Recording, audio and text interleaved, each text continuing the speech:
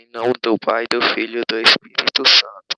Inspirai, ó Deus, as nossas ações e ajudai-nos a realizá-las, para que em vós comece e para vós termine tudo aquilo que fizemos por Cristo nosso Senhor. Santa Maria, Mãe Castíssima, rogai por nós. São Tarcísio, Rogai por nós. em nome do Pai, do Filho e do Espírito Santo. Amém. Amém.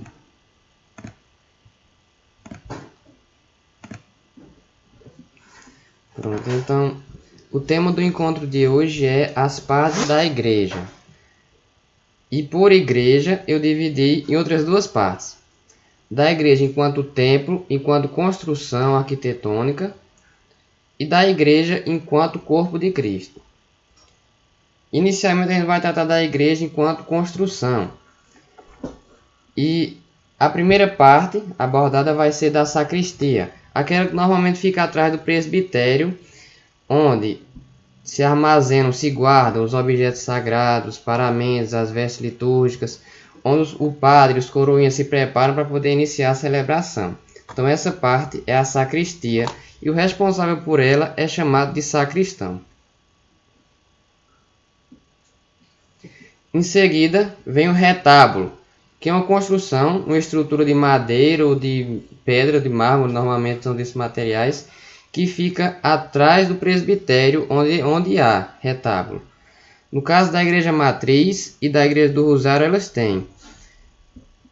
Normalmente são igrejas assim, igrejas paroquiais ou mais importantes. Dificilmente há em uma capela um retábulo desse. E nele se coloca, por exemplo, a imagem dos santos, o sacrário, se não houver uma capela à parte separada ao lado para colocar, ele fica no retábulo, na frente.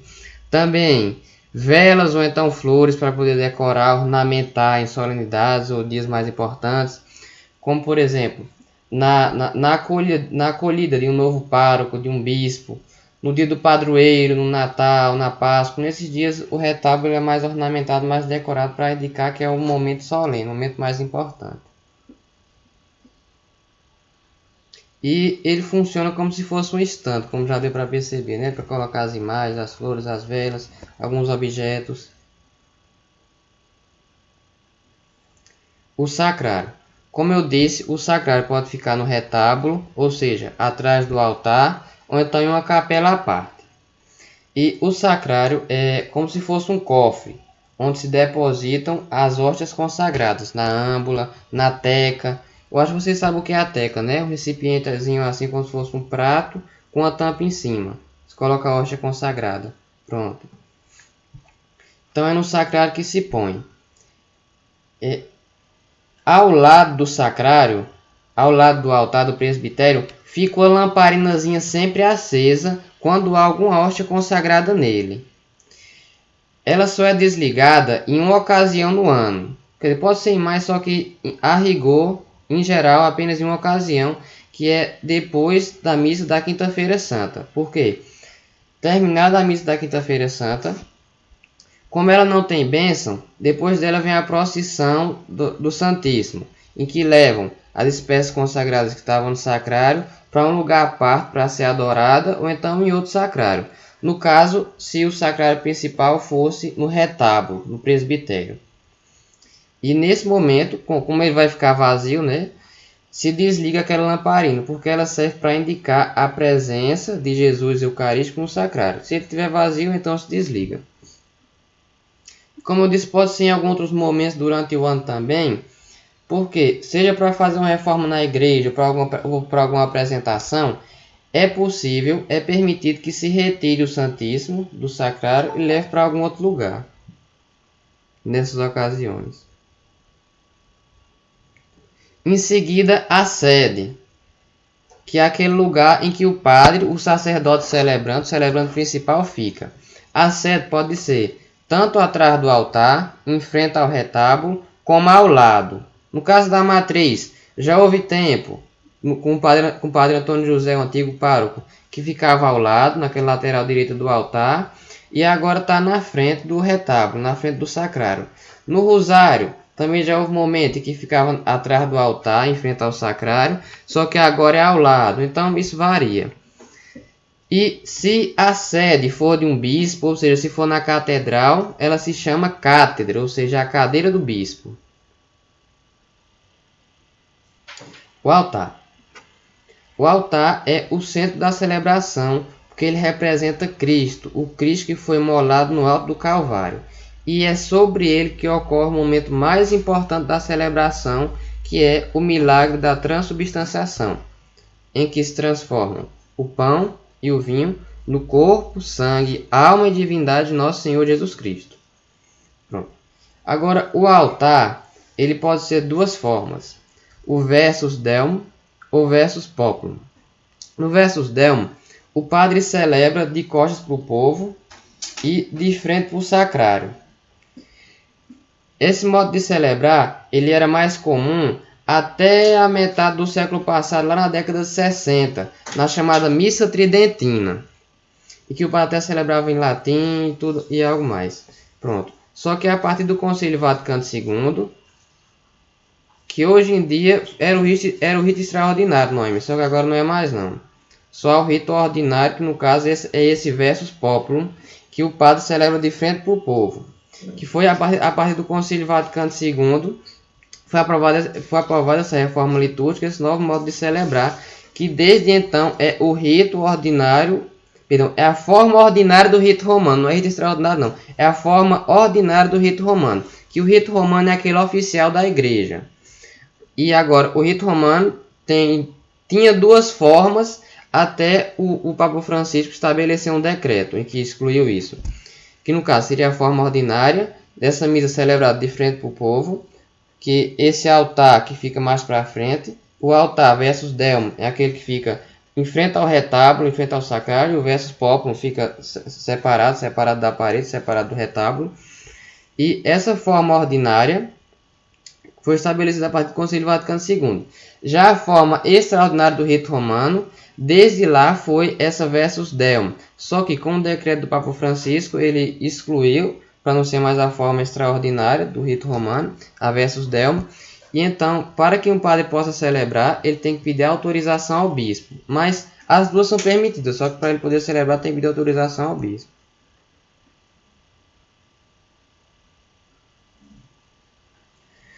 O ambão. O ambão é aquela parte da igreja onde fica a mesa da palavra. O ambão é a mesa da palavra, de onde são proclamadas as leituras. A primeira, a segunda, o salmo e o evangelho. Em geral, ele fica do lado direito do altar, mas não existe nenhuma norma quanto a isso. Pode ficar sendo do lado direito como do lado esquerdo.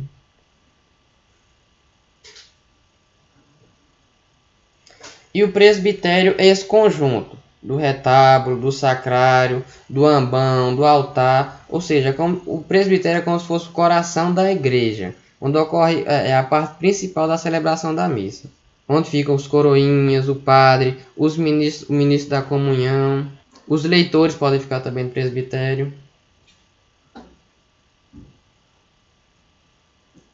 Agora, descendo mais um pouco, existem as naves, que são aquela parte onde ficam os bancos para a Assembleia sentar. E as naves são duas. A nave central, essa que fica de frente para o altar, e as naves laterais que ficam ao lado.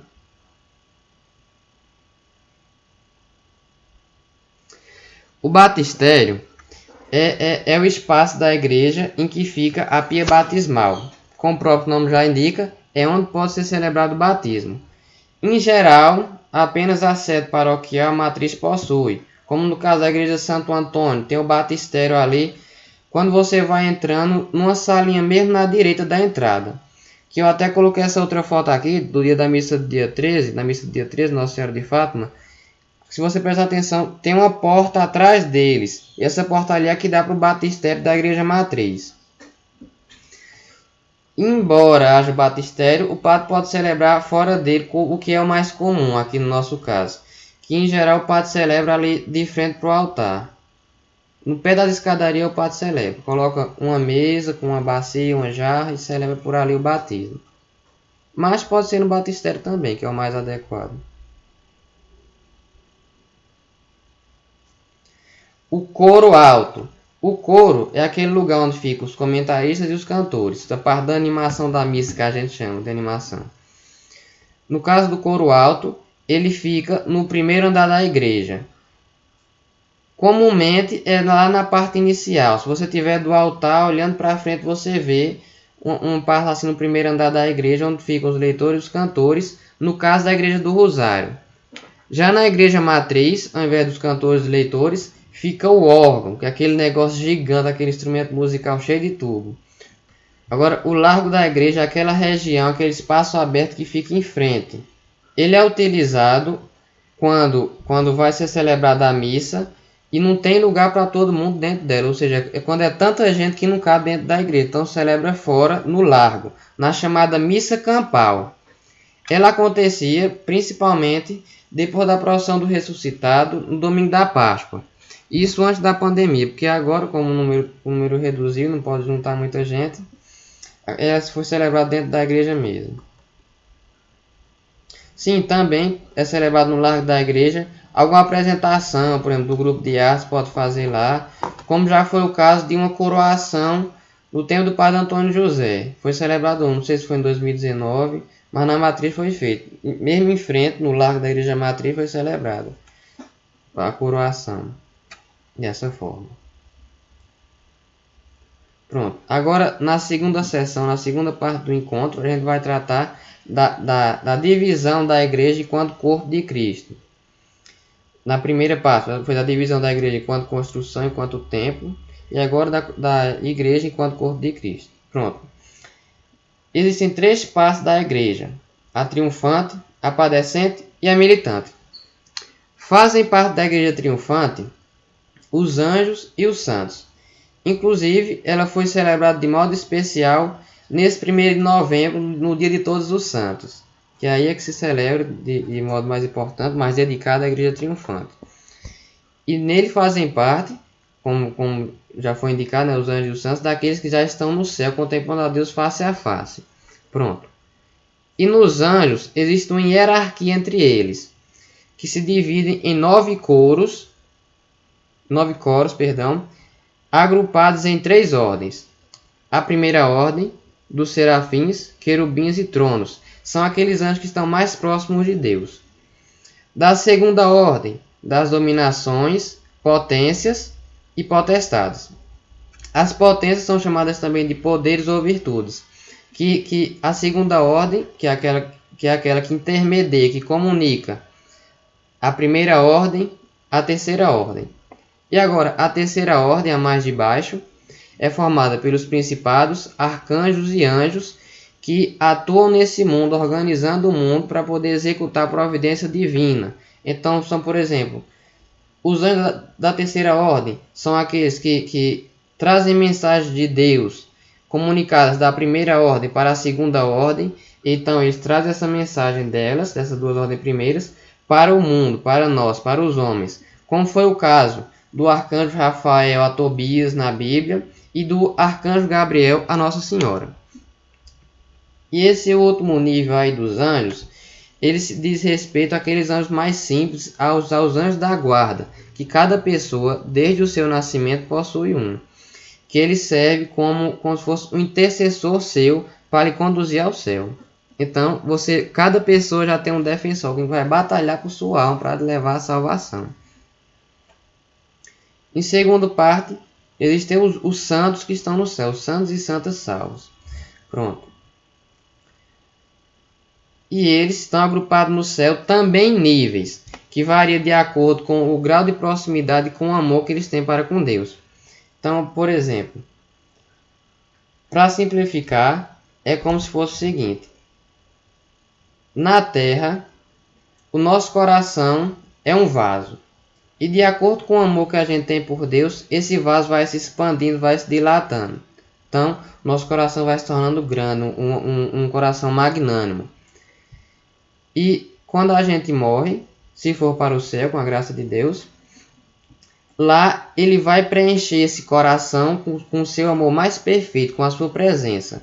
Então, quem já nesse mundo amou a Deus muito, vai ficar bem mais próximo de Deus, vai receber mais de Deus no céu. Quem pouco amou Deus nesse mundo, ou quem amou menos, vai receber um grau de amor menor no céu. Vai ser preenchido com um grau de amor menor. Então, essa analogia funciona assim. O coração é como se fosse um vaso, e quando a gente chega no céu, ele vai ser preenchido pelo amor de Deus. Então, quem amou muito a Deus nesse mundo, continuará amando muito a Ele no céu. Quem amou em um grau menor nesse mundo, continuará amando em um grau menor no céu. É como se fosse isso a grosso modo. Agora, da igreja padecente, que nela fazem parte aqueles que morreram na graça de Deus, ou seja, não cometeram pecados mortais para ir para o inferno, pelo menos não morreram nesse estado para ir para o inferno, melhor dizendo, corrigindo, mas que ainda têm uma série de falhas e imperfeições que impossibilita que eles cheguem no céu, que eles entrem no céu diretamente. E esse é o caso da maioria daqueles que morrem e não vão para o céu. Por quê? Para ir para o céu diretamente, é preciso que tenha vivido a vontade de Deus plenamente já nessa vida, ou seja, é preciso que tenha vivido em santidade. Como a maioria, grande maioria das pessoas não vivem assim, então, se forem salvas, forem para o céu, elas passam primeiro pelo purgatório, onde irão pagar suas penas temporais pelo pecado. Como já disse, dessas falhas e imperfeições. E tal como no céu existe uma hierarquia, um nível entre os santos, no purgatório também existe um nível entre aqueles que estão lá, que varia de acordo com o grau e a quantidade de falhas e imperfeições que ela teve em vida. Agora, da igreja militante, que é formada por os membros. Exatamente, Noemi. É como se fosse uma noiva que no meio do caminho se suja e corre do seu noivo para se limpar. Exatamente. Não vai se casar toda suja, né? Entrar no céu desse jeito. Pronto. Agora, da igreja militante, que é formada por aqueles membros do corpo de Cristo que ainda peregrinam nesse mundo em direção à pátria celeste. Daí o nome também pode ser atribuído à igreja militante de igreja peregrina. Sim, só para adicionar uma coisa que eu esqueci, a igreja padecente, daqueles que estão no purgatório, é celebrada de modo especial no dia 2 de outubro, no dia de finados. Agora, a igreja militante, como eu já falei, ela se divide em dois grupos, do clero e do laicado. Fazem parte do clero todos os ministros ordenados, ou seja, aqueles homens que receberam algum grau da ordem, seja do diaconato, para ser diácono, do presbiterato, para ser sacerdote, para ser padre, ou do episcopado, para ser bispo. E o clero se divide em secular e regular. O clero secular é aquele que está subordinado a um bispo. Já o clero regular é aquele que faz parte de uma instituição, de um congresso religioso. De uma casa religiosa, melhor dizendo. É o chamado clero regular. Como no caso dos franciscanos, beneditino. Eu vou detalhar mais à frente como é que isso funciona. Já o clero secular, que é formado pelos bispos e padres e diáconos, ele, como eu já falei, se divide em episcopado, presbiterato e diaconato. O diaconato, formado pelos diáconos, podem ser permanentes ou temporários. Diácono temporário é aquele que recebeu a ordem diaconal. Diácono temporário é aquele que recebeu a ordem diaconal para se chegar em seguida ao sacerdócio. Por quê? Para que você seja ordenado padre, primeiro tem que receber a ordem diaconal. Já o diácono permanente é aquele que não vai ser ordenado sacerdote, vai ser apenas diácono. E o que é que eles podem fazer? Bom, os diáconos podem celebrar alguns sacramentos, como por exemplo, do batismo e do matrimônio. Também os diáconos, eles podem servir ao altar como se fossem coroinhas, podem fazer leitura, distribuir a comunhão na hora da missa, os diáconos podem fazer isso. E um nível acima está dos presbíteros, dos padres, que podem ser párocos, aqueles responsáveis por uma paróquia, ou vigários, aqueles que auxiliam o pároco na organização dessa paróquia, na administração dessa paróquia. O episcopado, composto pelos bispos, que em primeiro grau vem o Papa, seguido dos cardeais, em terceiro lugar dos arcebispos e em quarto do bispo. O bispo é aquele responsável por uma diocese, o arcebispo por uma arquidiocese. O cardeal, ele é um bispo nomeado pelo Papa para atuar como se fosse um conselheiro dele. Então, são os cardeais, por exemplo, que o Papa conclama no chamado consistório, que é uma reunião dos cardeais para poder decidir algumas questões da igreja. O Papa o chama. Também, para a escolha, para a eleição do novo Papa, é o colégio cardinalício, é o colégio dos cardeais quem decide quem vai ser, e cada cardeal é nomeado pelo Papa. Pronto. E o Papa, ele está nesse grau de episcopado porque ele também é bispo, só que o bispo de Roma. Então, a segunda parte da igreja militante é a do laicato, dos leigos. E, a rigor, todo aquele que não for homem ordenado em algum grau de sacerdócio é leigo. Então, aqui se inclui também todas as freiras e religiosas, embora comumente a gente faça essa distinção entre leigo e religioso, só que na verdade não há. Toda freira e todo religioso é leigo também, com exceção de se for um homem religioso e também ordenado sacerdote. Um exemplo bem famoso é o do Frei Gilson. Ele é um religioso, só que também é padre, ele também foi ordenado.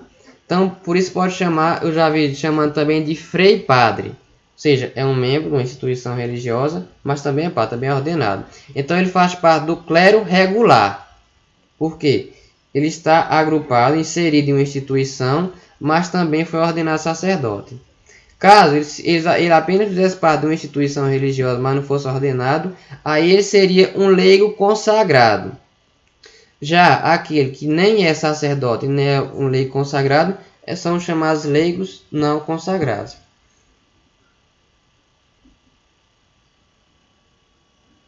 Agora, das circunscrições eclesiásticas. O que é isso, Moisés? Esse nome difícil.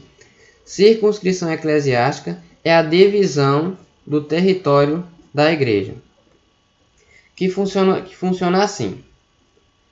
As comunidades é como se fossem os bairros. A paróquia, como se fosse o município. Aí tem, em seguida, a diocese, como se fosse o estado. A arquidiocese, como se fosse a região. E a conferência episcopal, como se fosse o país. E a sede da conferência episcopal, a capital desse país, que no caso do Brasil coincide com a capital federal, que é o Distrito Federal. Que a sede da CNBB fica em Brasília. Pronto. Então, o padre, o sacerdote responsável pela paróquia, se chama o pároco. Os padres que o auxiliam são os vigários paroquiais. O vicariato é um conjunto de paróquias. No caso da nossa diocese de Crato, ela possui 5 foranias ou 5 vicariatos, e a paróquia de Santo Antônio, a nossa, se localiza na forania 2. Inclusive, o padre responsável pela forania 2 é o nosso pároco, o padre Cícero Leandro. A diocese, que é aquele território da igreja governado pelo bispo, administrado pelo bispo. No nosso caso, o bispo anterior foi Dom Gilberto, só que ele foi transferido para uma diocese lá em São Luís, no Maranhão, para uma arquidiocese, perdão. E quem tomou seu lugar, quem ficou em seu lugar, melhor dizendo, foi o administrador diocesano, o padre José Vicente. Mas Moisés, não é um bispo responsável por uma diocese? Por que tem um padre? É porque o padre José Vicente, ele está responsável pela nossa diocese, enquanto o Papa não nomear outro bispo. Que, em geral, um bispo é nomeado quando um é transferido, quando um bispo morre ou se aposenta. E nesses casos, ou um padre é ordenado bispo, ou então é transferido para esse lugar, para essa diocese vacante. A arquidiocese, que é um conjunto de dioceses. No nosso caso, a nossa diocese está vinculada à arquidiocese de Fortaleza. E um nível acima da arquidiocese é a província eclesiástica, que no caso nós fazemos parte da província eclesiástica de Fortaleza. Já a região episcopal é mais comum dividir assim quando for um país com muitas províncias eclesiásticas, um país muito grande como no caso do Brasil, que é um território quase continental. Então se divide nas chamadas regiões episcopais, e nós, da Paróquia de Santo Antônio, fazemos parte da região Nordeste 1. No caso da região Nordeste 1 é só o Ceará. E todas essas circunscrições eclesiásticas estão submetidas ao Vaticano, no caso da sede da igreja, do bispo, no caso de Roma, submetida ao bispo de Roma. Sim, já esqueci de dizer, essas imagens que eu coloquei aí embaixo são dos símbolos. No caso, da esquerda para a direita, o primeiro símbolo é do Vaticano, no caso o brasão do Vaticano. O segundo é o símbolo da CNBB, da Conferência Nacional dos Bispos do Brasil. O terceiro é da Arquidiocese de Fortaleza e o quarto da Diocese de Crato. A Conferência Episcopal, que ela é o conjunto dessas regiões episcopais, ela pode ser tanto representando a igreja de um país como de um conjunto de países. No caso, se forem países pequenos, né? Forma uma só conferência episcopal. Mas como o Brasil é muito grande, tem a sua própria. Então, como não restou nenhuma dúvida, a gente pode passar para o segundo momento, que é do Evangelho. Proclamação do Evangelho de Jesus Cristo segundo Mateus. Glória a vós, Senhor. Naquele tempo, vendo Jesus as multidões, subiu ao monte e sentou-se. Os discípulos aproximaram-se e Jesus começou a ensiná-los. Bem-aventurados os pobres em espírito, porque deles é o reino dos céus. Bem-aventurados os aflitos, porque serão consolados. Bem-aventurados os mansos, porque possuirão a terra. Bem-aventurados os que têm fome e sede de justiça, porque serão saciados. Bem-aventurados os misericordiosos, porque alcançarão misericórdia. Bem-aventurados os puros de coração, porque verão a Deus. Bem-aventurados os que promovem a paz, porque serão chamados filhos de Deus. Bem-aventurados os que são perseguidos por causa da justiça, porque deles é o reino dos céus. Bem-aventurados sois vós, quando vos injuriarem e perseguirem, e mentindo, disserem todo tipo de mal contra vós, por causa de mim. Alegrai-vos e exultai, porque será grande a vossa recompensa nos céus. Palavra da salvação. Glória a vós, Senhor.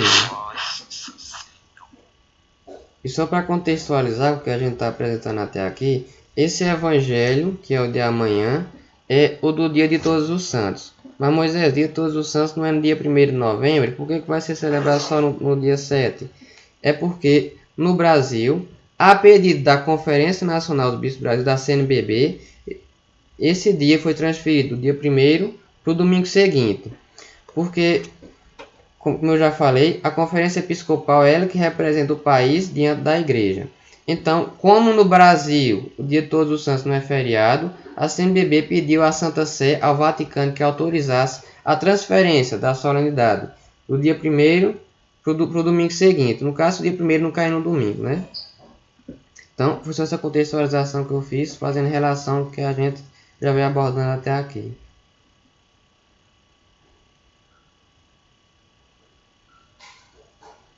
Não, o dia de Todos os Santos, viu, Noêmia?